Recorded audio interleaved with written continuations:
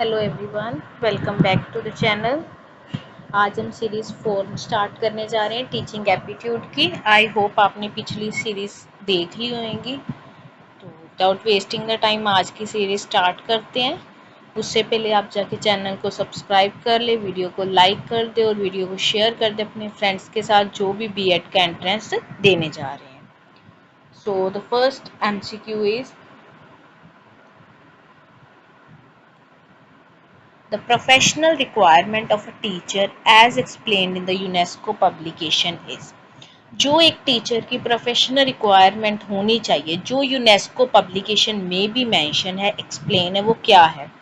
Innovativeness in the approach and teaching strategy की जो भी वो अप्रोच यूज़ करे वो इनोवेटिव हो, या जो भी वो मेथड्स ऑफ टीचिंग से पढ़ाएं वो इनोवेटिव हो, बच्चे इंटरेस्ट दिखाएं।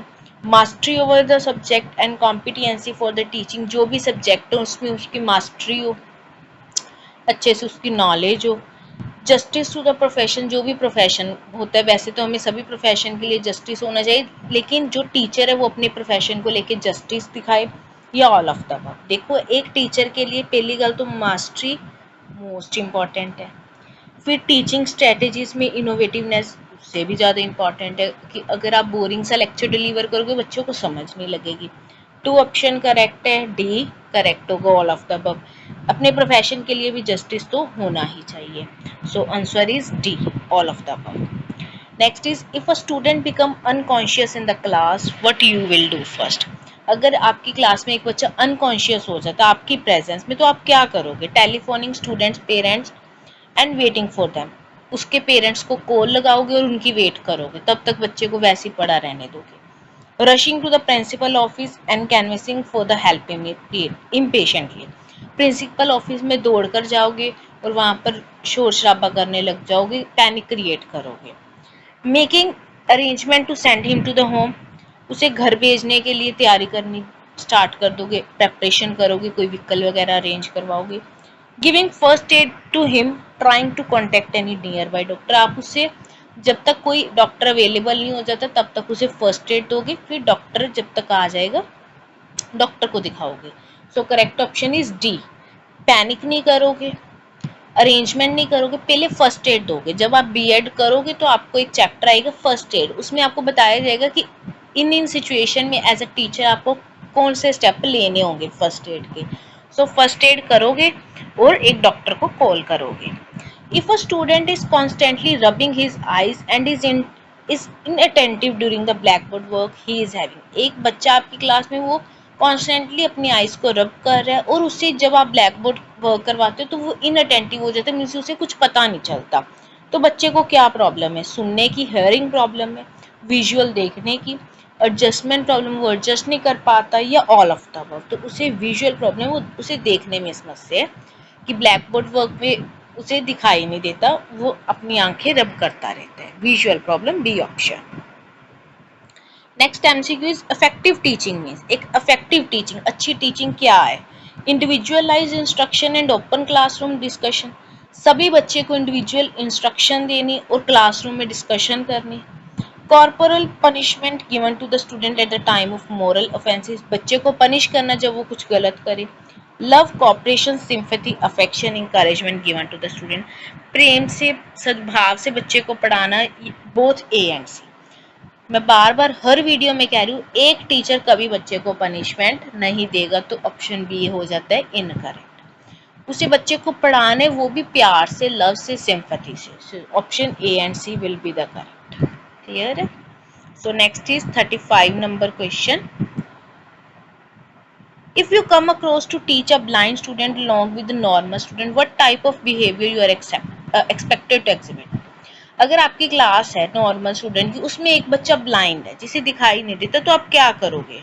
Don't give any extra attention because majority of student may suffer. उसे कोई अटेंशन नहीं दोगे क्योंकि एक की वजह से आपको लगेगा कि बाकी सभी सफर करेंगे। Arrange the seat in the first row and try to keep your teaching pace according to him without making the other suffer. आप उस बच्चे के लिए फर्स्ट रो में ही एक सीट फिक्स कर दोगे और अपनी टीचिंग को इस तरह ऑर्गेनाइज करोगे कि बाकी बच्चे सफ़र ना करें। Take care of him with sympathy, उसकी बहुत ध्यान रखोगे, या नन ऑफ द अबव। तो आप उसके लिए फर्स्ट रो में एक सीट अरेंज करोगे और इस तरह से पढ़ाओगे कि बाकी बच्चे भी सफ़र ना हो और उसे भी समझाए। Next is effectiveness of teaching has to be judged in terms of, अगर एक टीचर की इफेक्टिवनेस, उसकी टीचिंग की इफेक्टिवनेस देखनी है तो हमें किस टर्म में देखनी है? स्टूडेंट इंटरेस्ट, बच्चे इंटरेस्ट दिखा रहे, कोर्स कवरेज, सिलेबस कवर करवाया जा रहा है, use of teaching add in the classroom, classroom में टीचिंग एड्स का इस्तेमाल हो रहा है, या learning outcome of the student. So correct option is D. एक बच्चा क्या सीख रहा है क्लास में जाके, वो एक टीचर की परछाई है। मीन्स टीचर क्या पढ़ा के आए, वो एक बच्चा क्या सीख रहा है उससे ही पता चलेगा, तो उसकी effectiveness learning outcome of the student से ही पता चलेगी। Next MCQ is in which teaching method learner participation is made optimal and proactive, किस टीचिंग मेथड में लर्नर की पार्टिसिपेशन सबसे ज़्यादा होती है और वो सबसे ज़्यादा एक्टिव होते हैं? Brainstorming method, dialogue method, project method, lecture method. Daily की तरह एक ऐसा क्वेश्चन आएगा। आई नो अभी आपको इतना इस मेथड्स के बारे में नहीं पता, वो बीएड में स्टडी कर लोगे, लेकिन as a name indicate project method में बच्चा काम करेगा, लेक्चर मेथड में टीचर लेक्चर देके चला जाएगा, बच्चा सिर्फ सुन रहा होगा, वो पैसिव होगा, इसमें बच्चा एक्टिव होगा। प्रोजेक्ट मेथड में वो खुद लर्निंग बाय डूइंग करेगा, खुद कर कर सीखेगा। प्रोजेक्ट मेथड किसने दिया था? WL किलपैट्रिक ने दिया था प्रोजेक्ट मेथड। क्लियर है? इन्होंने कहा था प्रोजेक्ट क्या है? Project is a work that proceeds in a social surrounding, जो एक सोशल सराउंडिंग में प्रोसीड करते एक ऐसा होल हार्टेड प्रोसेस है। If a student does not complete his homework on a regular basis, what will you do to rectify him? एक बच्चा है जो अपना होमवर्क कभी भी नहीं टाइम पर करता, तो आप क्या करोगे? You will complain to the principal and get him punish, उसकी प्रिंसिपल से शिकायत करोगे और उसे पनिश करोगे। You will call the student in privacy and explain to him that completion of homework has many advantages, आप उसे बुलाओगे अकेले में और उसे बताओगे होमवर्क कंप्लीट करने के क्या एडवांटेजेस है।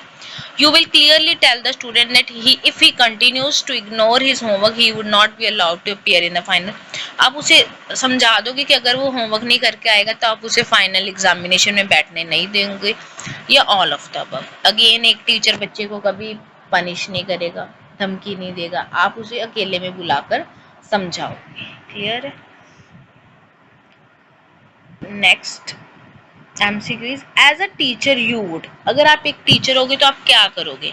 Listen to the personal problem of student if they were special, आप उनकी प्रॉब्लम तभी सुनोगे अगर आपके लिए वो स्पेशल है, अगर आपको वो अच्छे लगते हैं। Always listen to the problem of student, बच्चों की प्रॉब्लम को हमेशा सुनोगे।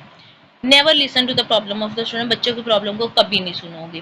Listen to the problem of student and moderate them to principal, उनकी प्रॉब्लम को सुनोगे और प्रिंसिपल को जाके बता दोगे। आपको एक दूत का एक्ट नहीं करना, प्रॉब्लम तो उनकी सुननी है, पार्शियलिटी भी नहीं करनी बच्चों में, तो option will be B. Education is knowledge, education क्या है? नॉलेज है, but without purity and values education is useless, अगर प्योरिटी नहीं है, वैल्यूज नहीं, तो एजुकेशन यूजलेस है। Without practice knowledge is useless, अगर आप प्रैक्टिस नहीं कर रहे तो नॉलेज यूजलेस है। Without means education can't be given, good moral character is key to knowledge. देखो एजुकेशन में मीन्स तो होने ही नहीं चाहिए, मतलब तो होना नहीं चाहिए, हर चीज की प्रैक्टिस की भी जरूरत नहीं होती। So option A is without purity and education is useless. I hope आपको आज की सीरीज अच्छी लगी होगी। अगर आपने पहले वाली नहीं देखी तो वो भी देख लो, इसे भी देख लो, रिवाइज करते हुए चलो। 3 अगस्त तक हम मैक्सिमम MCQs कर लेंगे और होपफुली इसी में से ही पेपर आएगा। So don't forget to like, share and subscribe the channel. Bye bye, take care, अगली वीडियो में मिलते हैं।